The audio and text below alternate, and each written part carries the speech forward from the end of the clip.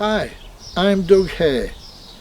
I live in Tiarawa, New Zealand, and this is an updated video of my railway Whitby, which is based on the North Eastern Railway on the east coast of Yorkshire around 1900. So we'll have a look inside in a moment, but just before we do that, there's a few artifacts I have here. Trespass plate, cast iron and a quarter-mile post and a station lamp standard, just to give a bit of an atmosphere to the place.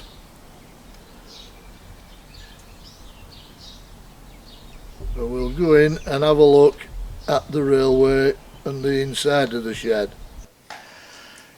On this wall I have a few artifacts that I've collected over the years.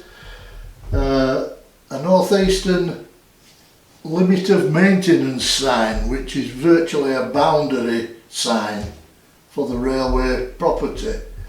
And then there's a bridge plate, in this case number 12. People use them as house numbers, and I lived in a house with a number 12 at one time. And then next to that is a very interesting piece. It's a wooden sign, and it says, you might not be able to see it too clearly, it says NER, caution, man working on this cable.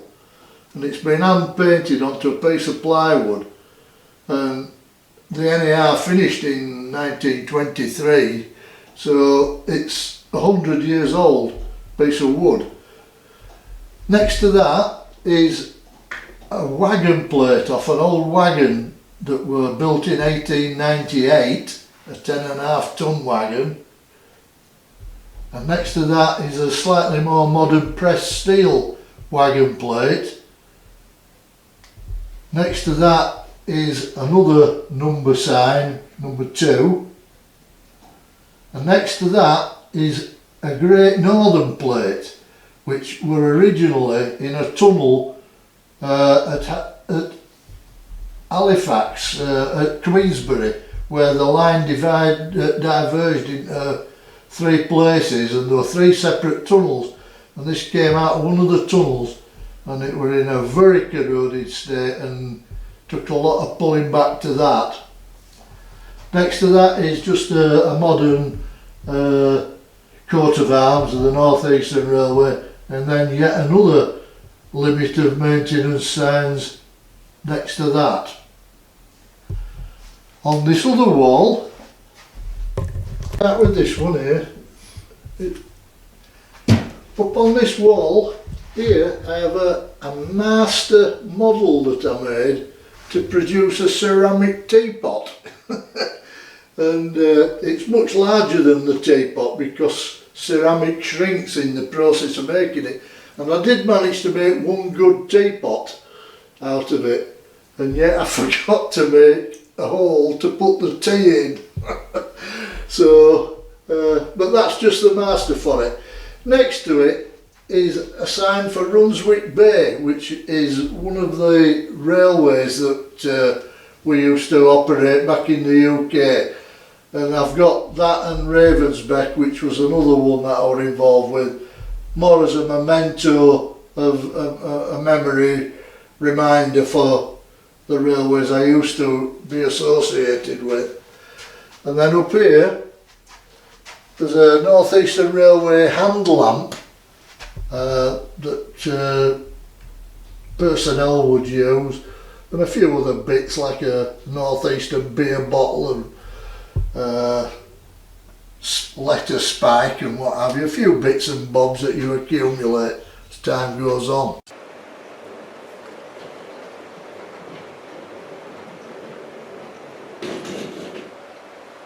Now, it's not working.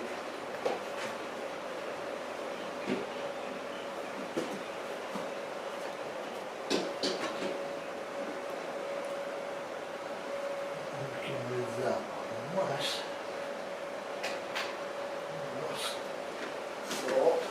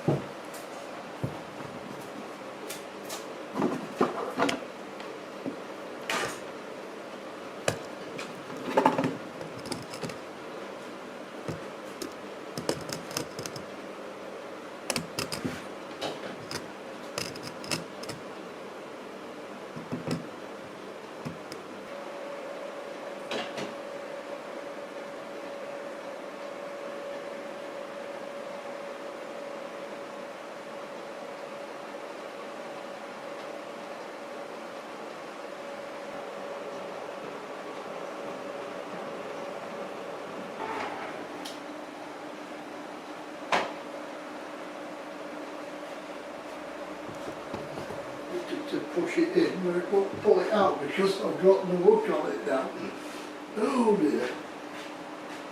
So I think.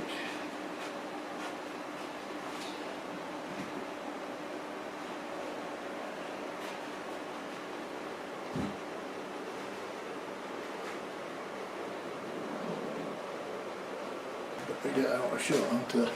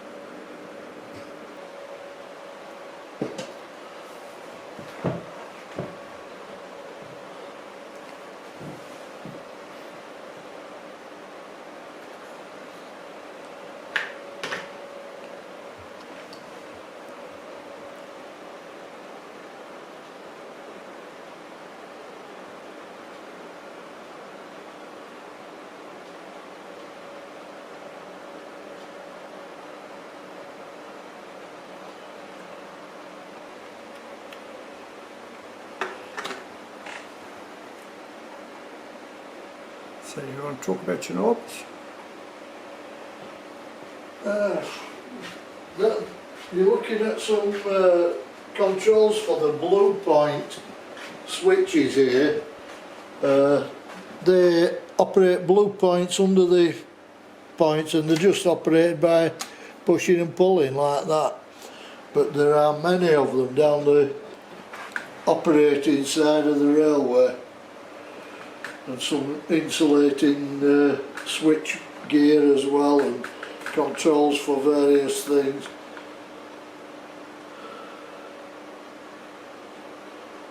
To simplify things, everyone's numbered and on the actual layout. Is it still? I'm saying this 3-floor signal cabin has been dismantled and it's been rebuilt as a 2-floor signal cabin at Gromont, I believe.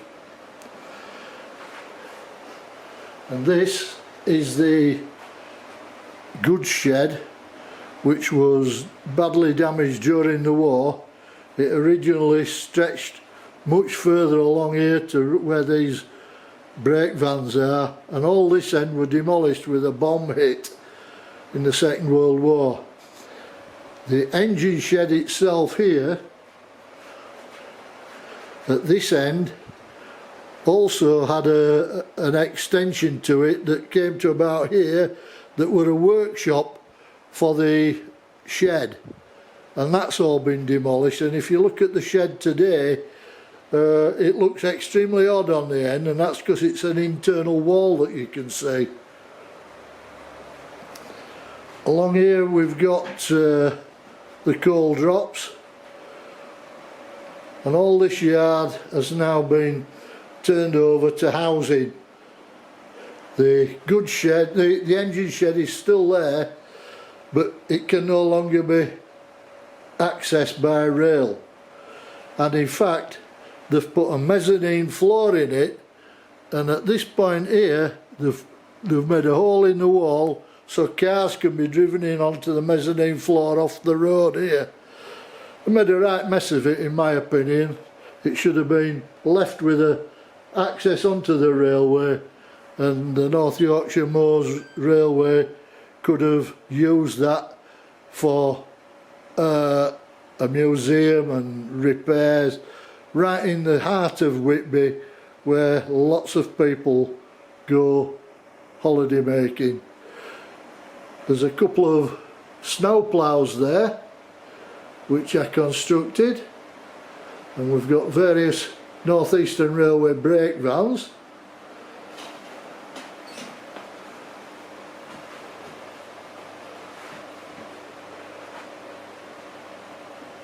On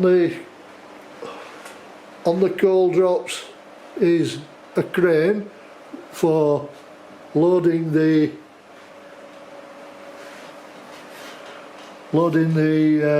locos from the wagons.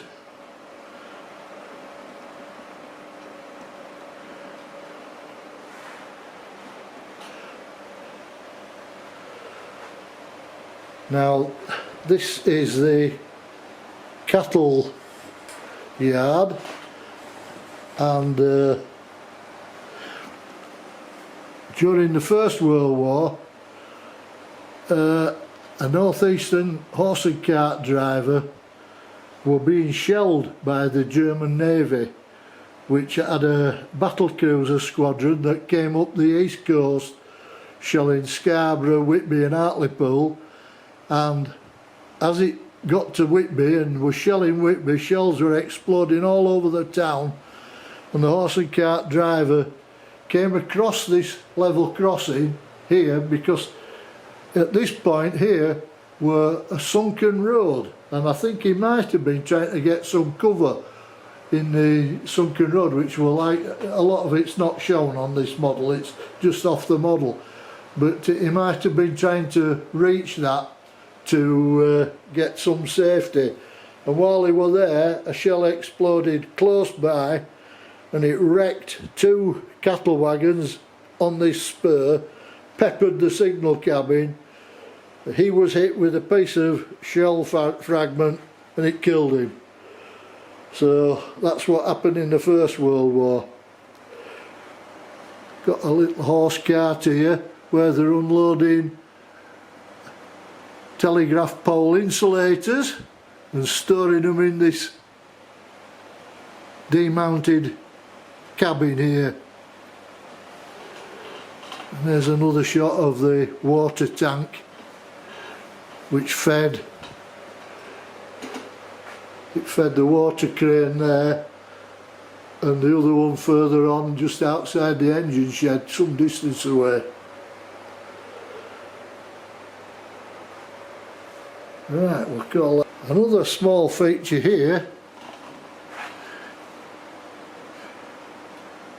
is a mule being led by a lady, and the mule is carrying 2 panniers of fish from the market in the town, and he's heading up this road to a hamlet further up. Another quick scan across the train turntable with some of the rolling stock on.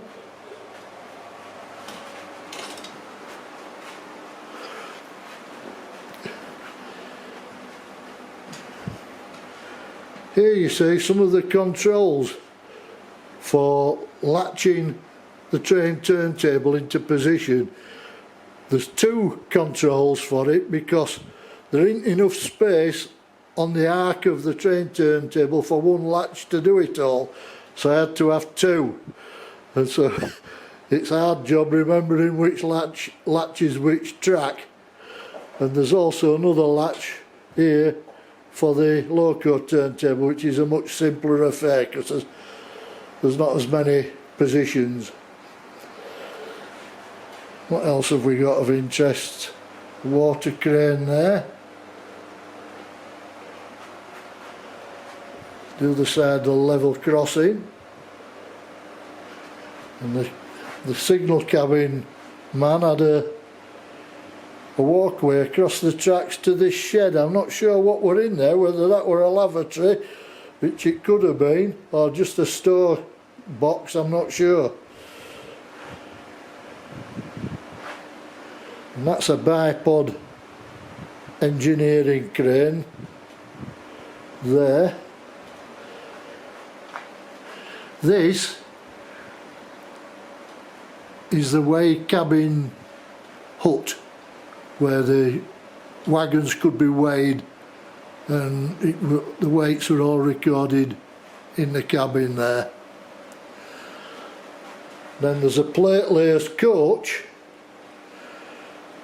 Originally Whitby had 2 of them end to end, and I built 2 to go on, but when I put them on, they would fit, but it were a very tight thing because I've shrunk the layout, so I decided to just put 1 on, and the other one were converted into an actual running coach, which is running on the railway as a four-wheeler.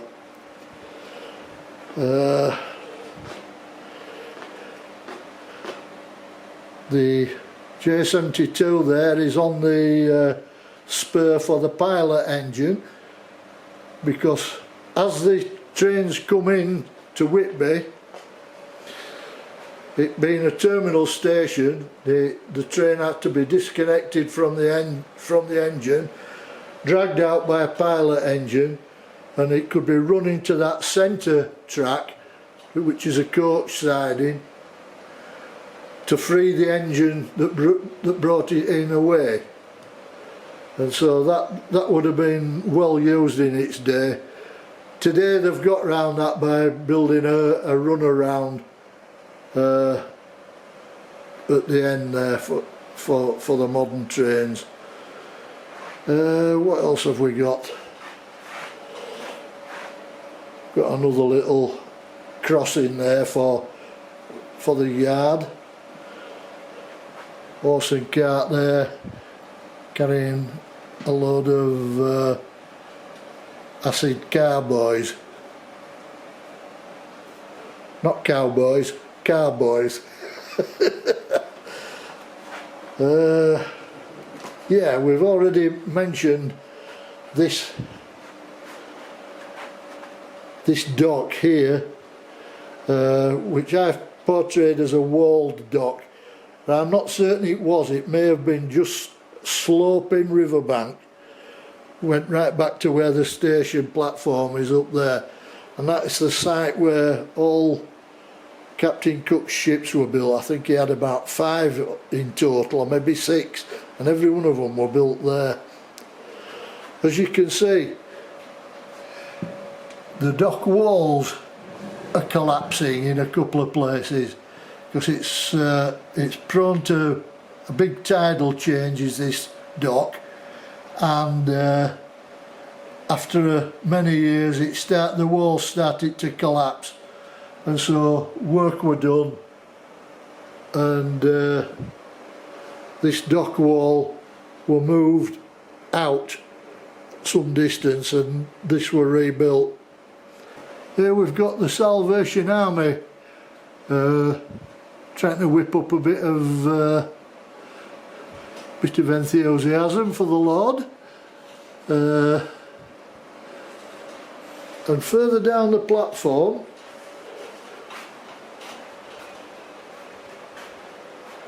here is an old Victorian urinal. Don't think there's anybody in it. I'll come round to the other side and have a look. No, it's empty. There's no one there. There's no one there. And that is that's the sign for the station. Can be seen from all the platforms, which is quite a handy place to put it.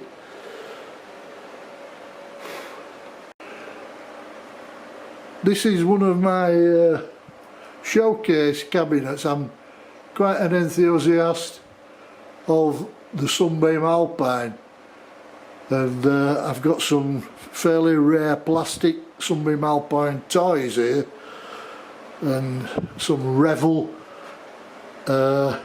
slot cars, which are quite rare, Scalextric one. Also some motorcycles, so I'm quite enthusiastic about motorbikes, British bikes. There's a Vincent there, and I actually rode a Vincent, but not the V-twin, just the single 500 Comet, but I've ridden one of them.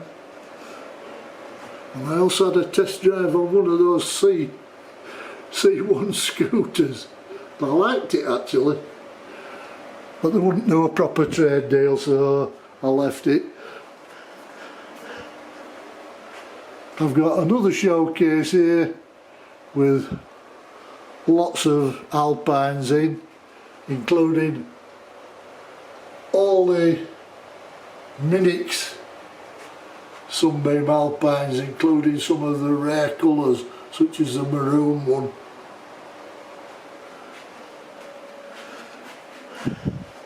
And another showcase with various vehicles, including some buses that were local to where I lived in Baildon, Shipley, Bradford area, including the Bradford trolley bus and the West Yorkshire bus, and Sam Ledgard's double-decker there,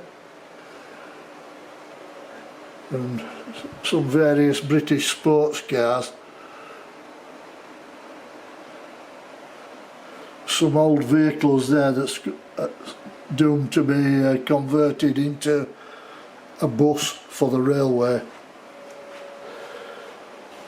So that's pretty much a reasonable look at the railway. Here is a fish, what do you call it? Not a fish stage, where the fish on this horse-drawn cart can be offloaded, ready to be transferred onto a train. The fish would be landed in the town of Whitby, way over there, and brought up here to the railway for shipment on to London and other towns.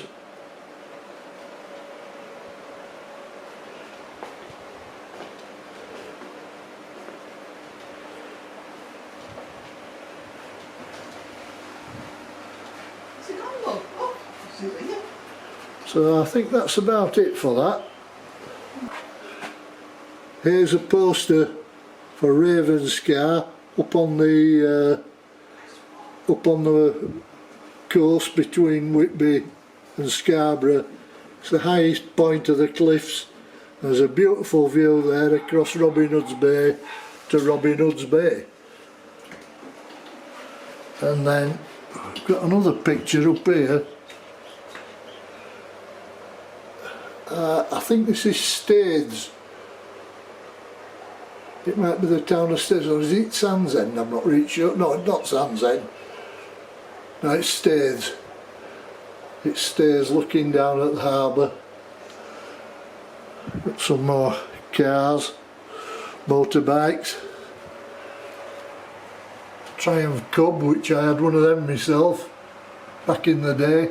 Another showcase here with some fairly rare plastic kits, all unbuilt, still in the boxes, so they're quite valuable, and some made up ones, sunbeams, Sunbeam Tiger, Rapier, another Rapier.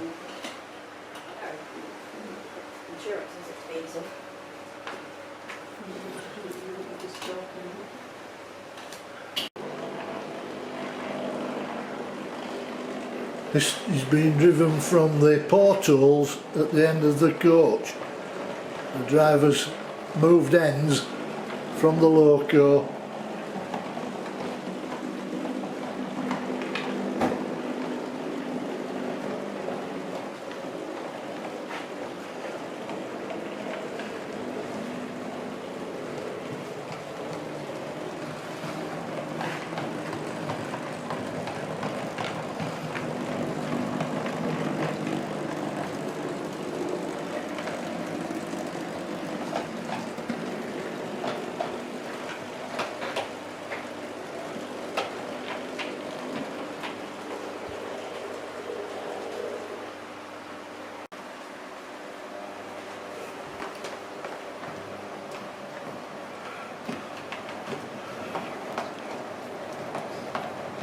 This is a Class S loco.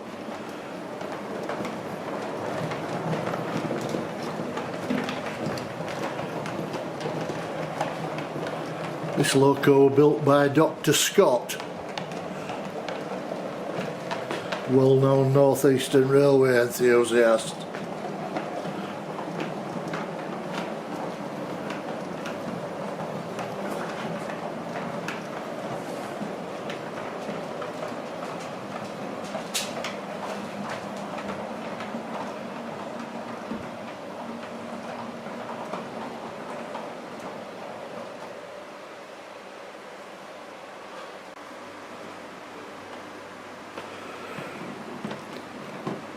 This is a G-class locomotive, 440 tender engine.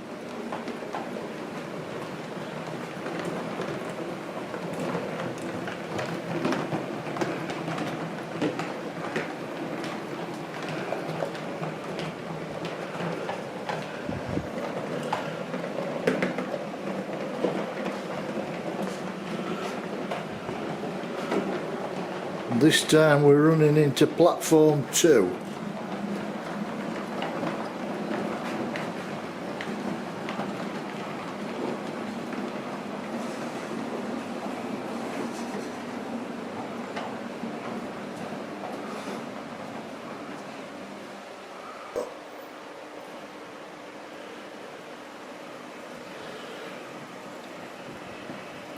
This is a small Hawthorn saddle tank loco, which is to be named Chetiweo, after the Zulu king,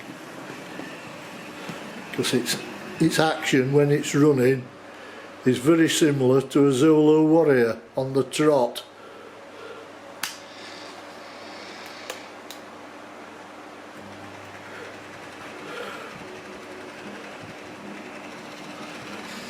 And it's heading down here into the goods yard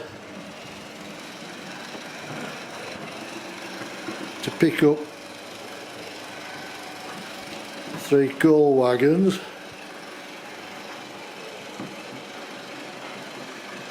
which it's going to take up to the coal drops.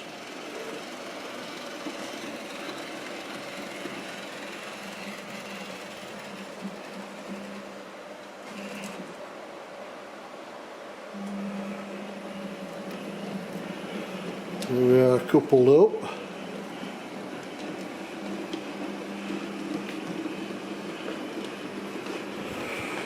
My great grandfather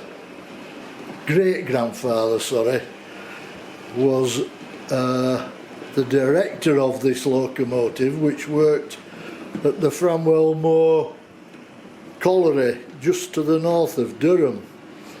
He didn't drive the engine, but he was a traffic man. He was a traffic manager and would have directed its operations. They had 2 locos, I believe, but this one is as near as I can get to the actual engine, because there's not accurate details. I know it's an 040 outside cylinder saddle tank. At this point we're assuming that the driver gets out of his cab, walks round to the coach, to the driving compartment in this end of the coach, ready for the return trip. And you can see the porthole windows in the end that he gets his view of the track from. And by various whistles he can signal the fireman who's still in the cab, making adjustments to throttle, brakes and so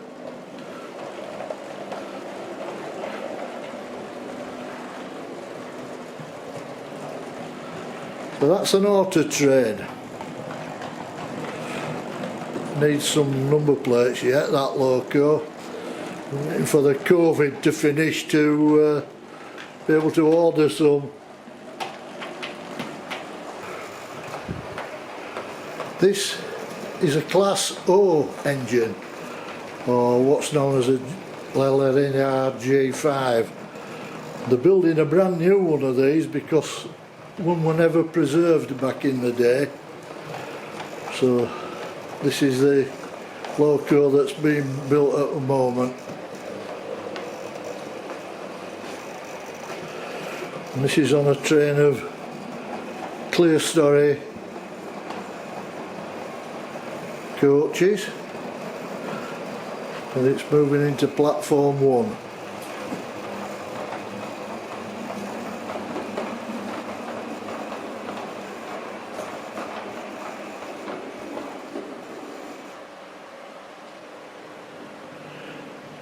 This is the station pilot, J72, which is going to pick up the coaches we've just brought in.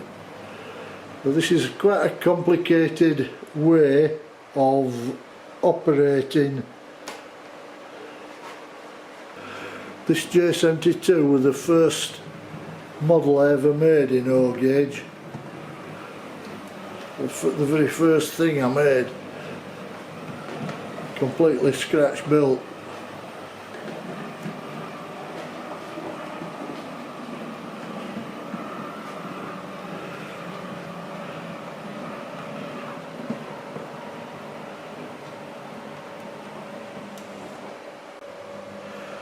Right, the coaches have been parked, so the station pilot can run back out of the way to its own little spur in the shed complex.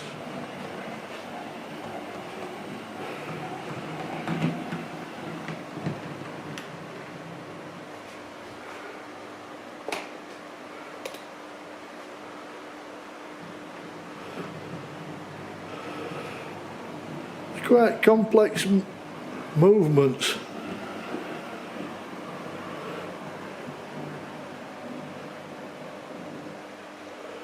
Right, so that's the end of the game for the pilot engine. Right, the loco's freed now from its train, so it can return to the engine shed to be serviced for its next turn.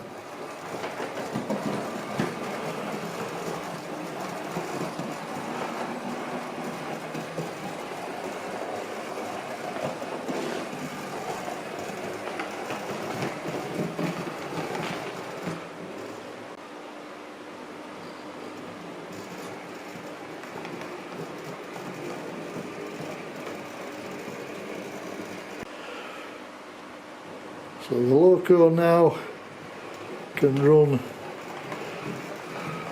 for water.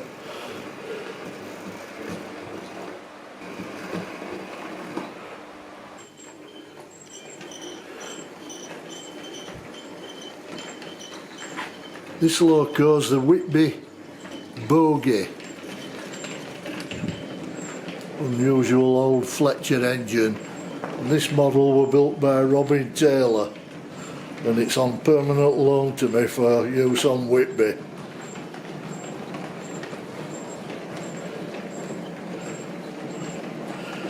And there's some old four-wheel carriages, including the Whitby bathing machine, which were a Great Northern coach.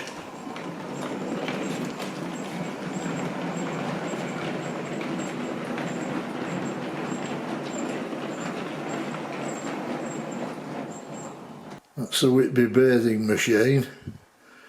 There were just two of them made.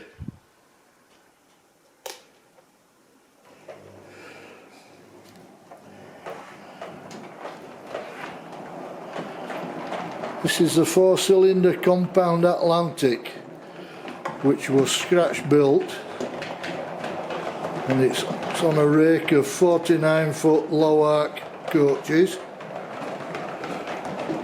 which are all built from the Highfield blow mould vacuum form kit.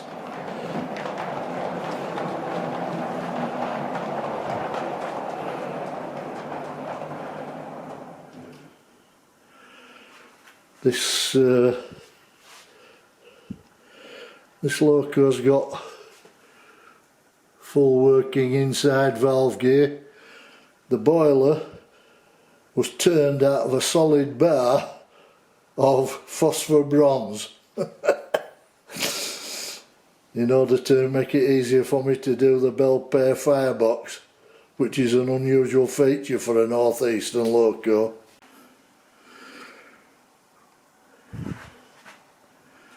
Right, this is an A-class loco, 242, and this loco's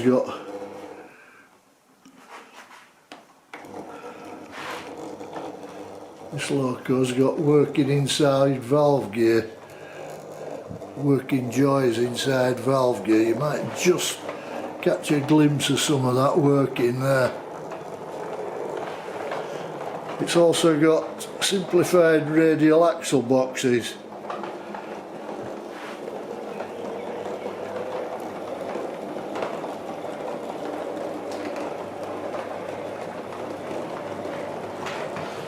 This is on a rake of clerestory coaches.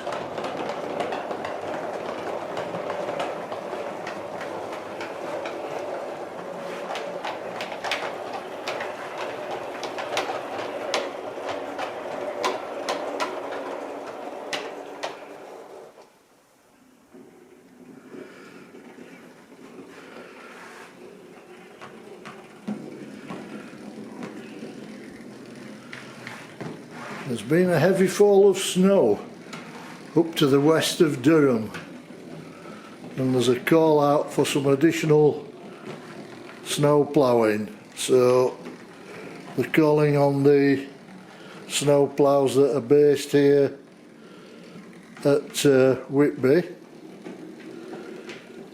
to lend a hand.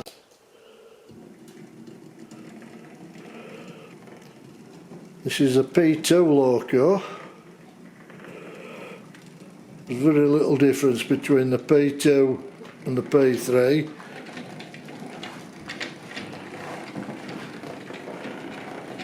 Most of the P2s had circular spectacles, but not all. And most of the P3s had shaped spectacles.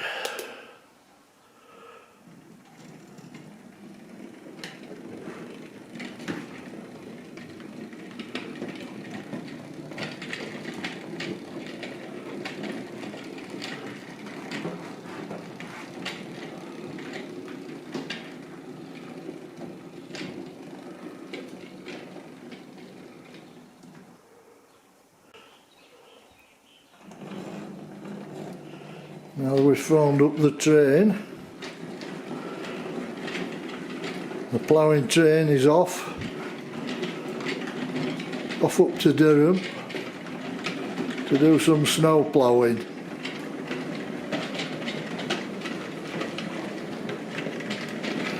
Could have as many as 5 engines doing this job on one train.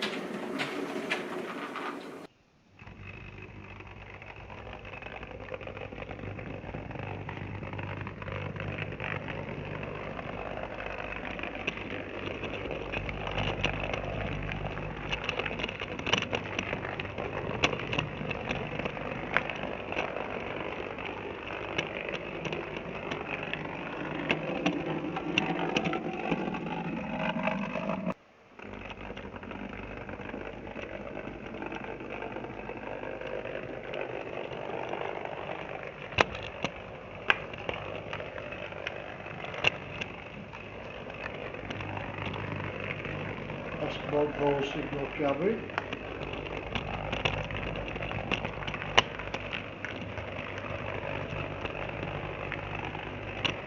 On the left is the pilot loco,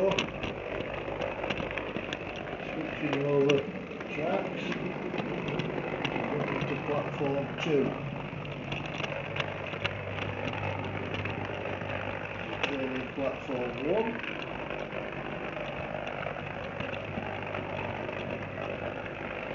Wave to Pete.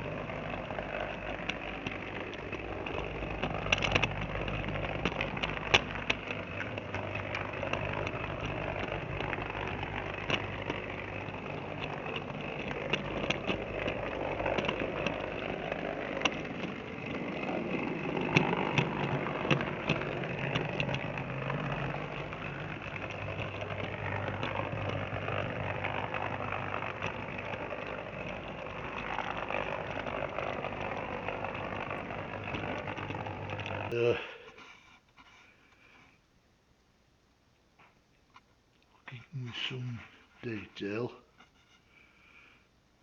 at some of the figures. Lady with the donkey and panniers. Enthusiast sat on the wall. This is the wall where all the train spotters right up to the 1950s used to sit and watch the trains go by, and they could also see what's turning on the turntable at the same time. Level crossing gates which led to the old ford across the River Esk.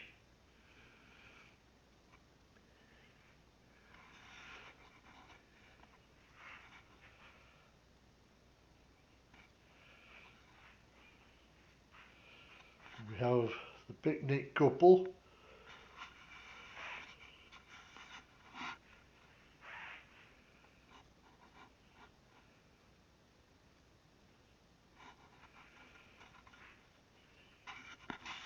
The gent leaning on the scrap bin is also watching the trains.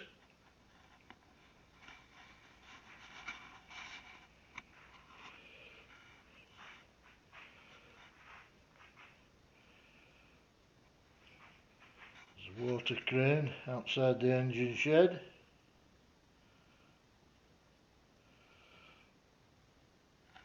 And the guy with a wheelbarrow full of coal taking it in to feed the sand dryers in the shed.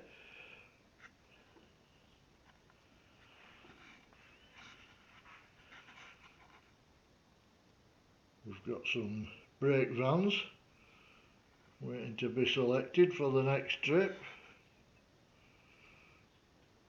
A couple of snow ploughs.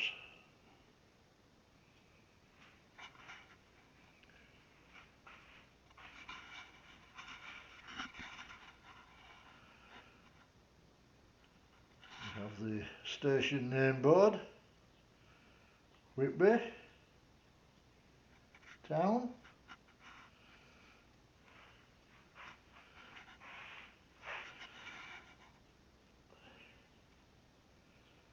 Look down the walkway to the station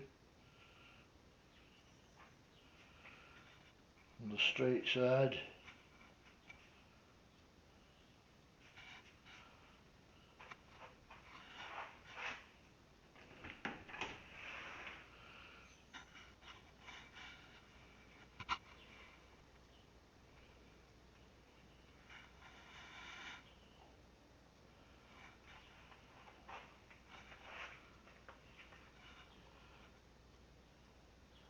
Portico without a door, so it's not really a portico, it's a gazebo.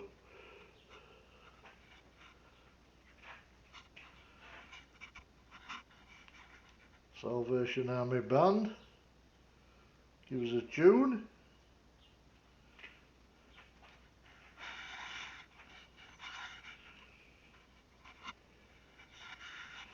There's also the station frontage.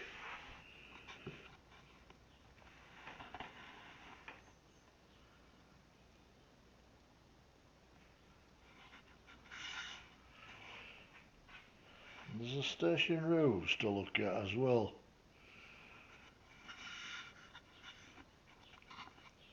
Skylight let into that one.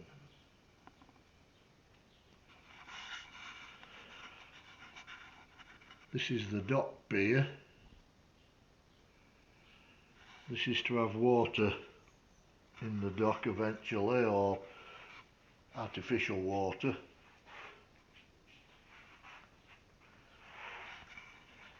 That's the site where Captain Cook's ships were built. All of them, about 5. I think he had about 5 ships and they were all built there.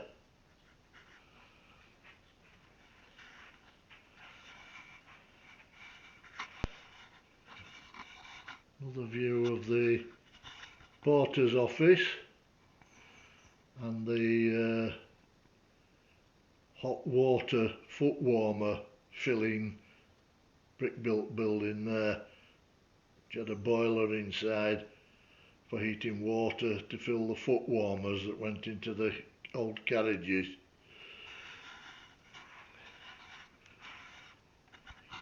Here's an old ironstone upper wagon which is in use as a refuse wagon.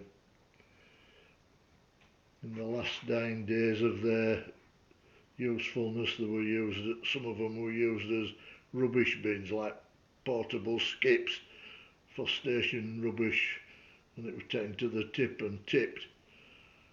When eventually the wagon were deemed to be beyond further use, the wagon itself would tip down the tip as well. There were a few went down that way, so I'm led to believe.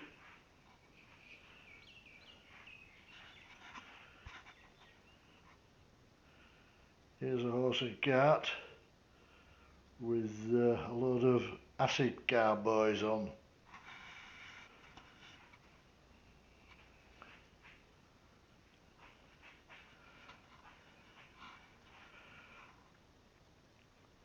Fish stage.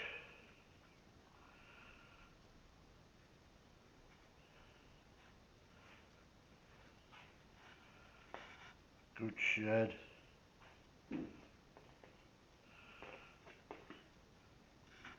Good shed crane.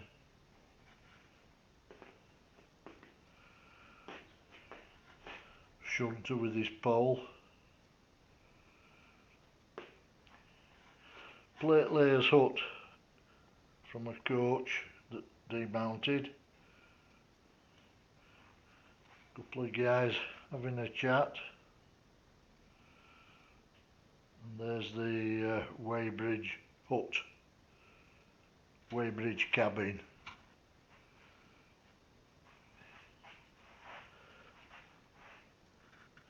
This is the breakdown crane.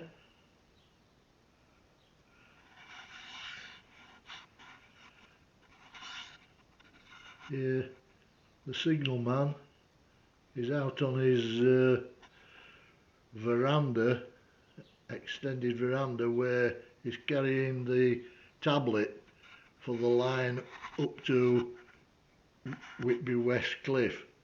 It was a single line, and so they had a token tablet that the driver had to carry with him for access to the line.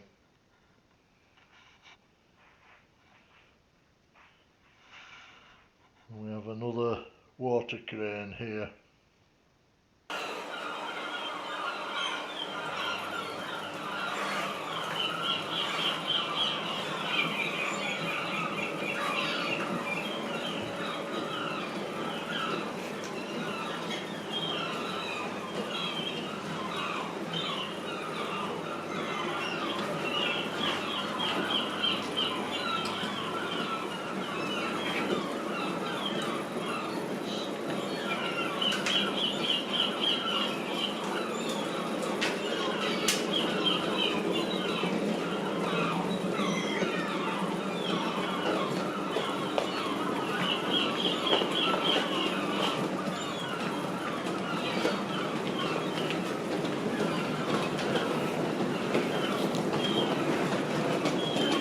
This is a P3 on a goods train.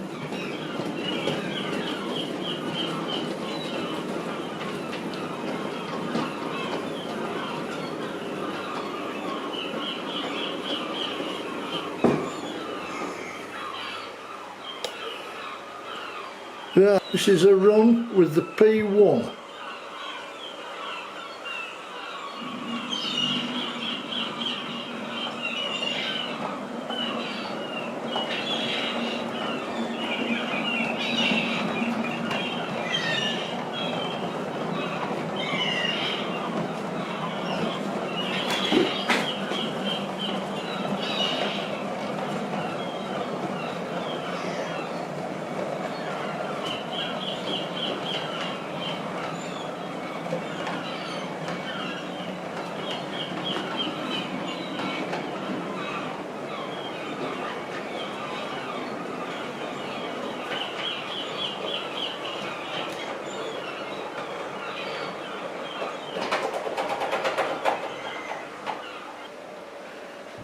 One item of interest are these lamp standards.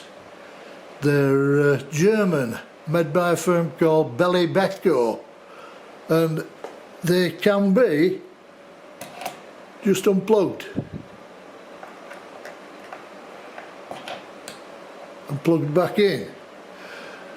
They do an whole range of them in all the different scales, but these are like a timber wooden mast, which I think are the most suitable. I just wish they did some real old-fashioned English square lanterns, but they don't do that. But I've had quite a few of them on here. Okay, so we've got a dusk at Whitby with a few of the lights, just to create a little bit of nighttime feeling. Illumination in the engine shed and goods shed, signal cabin.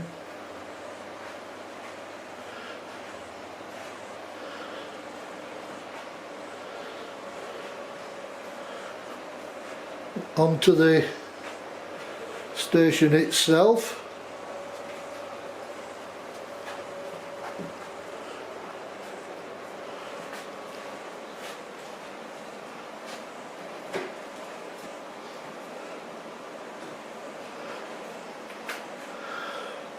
And it's getting a little bit more light now, a bit dawny.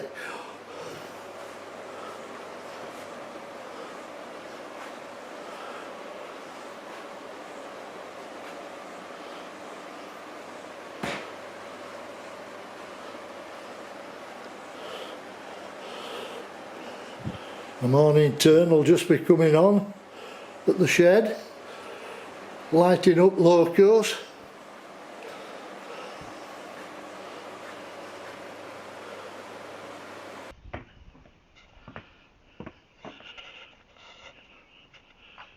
This is the storage rack that I use for storing the model railway or moving it. It's a Dexian rack, quite a heavy duty one, and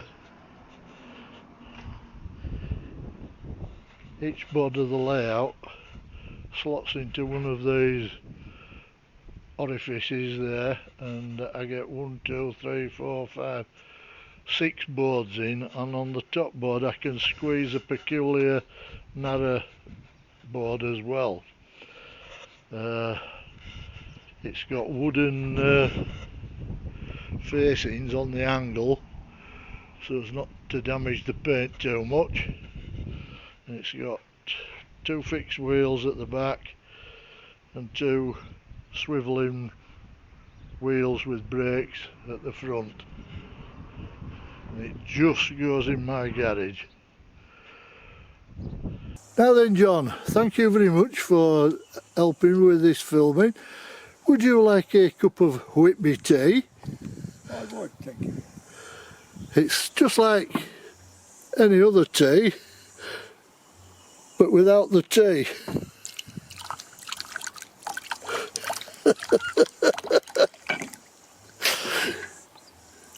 It's tealess.